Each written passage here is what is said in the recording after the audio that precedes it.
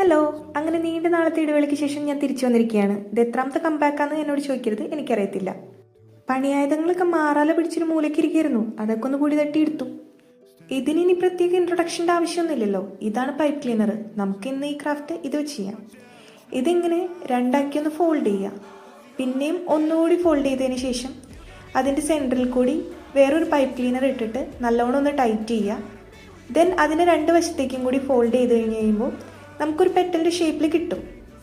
കുറേ നാളുകൾക്ക് ശേഷം ക്രാഫ്റ്റ് ചെയ്യുന്നതുകൊണ്ടും പിന്നെ ഈ സാധനത്തിൻ്റെ കോലം ഇങ്ങനെയായിരുന്നതുകൊണ്ടും കുറച്ച് പണി വിട്ടു ആ പെറ്റലിൻ്റെ ഷേപ്പിലേക്ക് ഒന്നാക്കി എടുക്കാൻ വേണ്ടി. പക്ഷേ ഫൈനലി അത് ഞാൻ റെഡിയാക്കി എടുത്തു. പിന്നെ ഇത്രയും നാൾ ഞാൻ വീഡിയോ ചെയ്യാതിരുന്നപ്പോൾ ഞാൻ വിചാരിച്ചു എൻ്റെ വീഡിയോ കണ്ട് ഇഷ്ടപ്പെടുന്ന എൻ്റെ സബ്സ്ക്രൈബേഴ്സിൽ ആരെങ്കിലും ഒരു കമൻറ്റെങ്കിലും ഇട്ട് ചോദിക്കുമെന്ന്, ഞാൻ എന്താ വീഡിയോ ചെയ്യാത്തതെന്ന്. പക്ഷെ അതൊക്കെ എൻ്റെ വെറും തെറ്റിദ്ധാരണകളാണെന്ന് എനിക്ക് മനസ്സിലായപ്പോൾ ഞാൻ തന്നെ വീഡിയോ ഇടാമെന്ന് വിചാരിച്ചു. അല്ലെങ്കിൽ നമ്മൾ മാത്രമല്ലേ ഉണ്ടാവുള്ളൂ.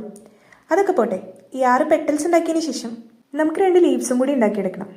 പ്രോസസ്സ് സെയിം തന്നെയാണ്, പക്ഷെ ആദ്യം നമ്മൾ 2 പ്രാവശ്യം ഫോൾഡ് ചെയ്തതിന് പകരം ഇവിടെ ഒറ്റ പ്രാവശ്യം ഫോൾഡ് ചെയ്താൽ മതിയാവും. അങ്ങനെ നമ്മൾ 2 ലീവ്സും കൂടി ഉണ്ടാക്കിയെടുക്കാം.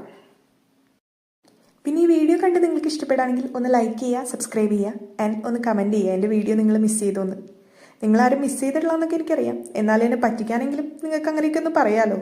നിങ്ങൾ തരുന്ന പ്രചോദനമാണല്ലോ പുതിയ പുതിയ വീഡിയോസ് ഉണ്ടാക്കാൻ എനിക്ക് പ്രചോദനമാകുന്നത്. അപ്പം നമ്മുടെ മെയിൻ കാര്യപരിപാടികളൊക്കെ കഴിഞ്ഞിട്ടുണ്ട്.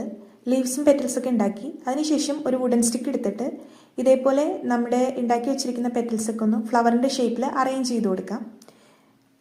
ഇനി ഗ്രീൻ പൈപ്പ് ക്ലീനർ എടുത്തിട്ട് ഇതേപോലെ ഒന്ന് റൗണ്ട് ചെയ്ത് കൊടുക്കുക. ആൻഡ് നമ്മുടെ ലീഫ് ഉണ്ടാക്കി വെച്ചിരിക്കുന്നത് അതിൻ്റെ കുട്ടത്തി വെച്ച് റൗണ്ട് ചെയ്ത് അങ്ങനെ കംപ്ലീറ്റ് ആ വുഡൻ സ്റ്റിക്ക് കാണാൻ പറ്റാത്ത രീതിയിൽ റൗണ്ട് ചെയ്ത് കൊടുക്കുക. അപ്പം എങ്ങനെയുണ്ട് നമ്മുടെ ബ്രിഡ്ജി ഫ്ലവർ? സൂപ്പർ ആയിട്ടില്ലേ? അപ്പം എല്ലാവർക്കും ടാറ്റാ.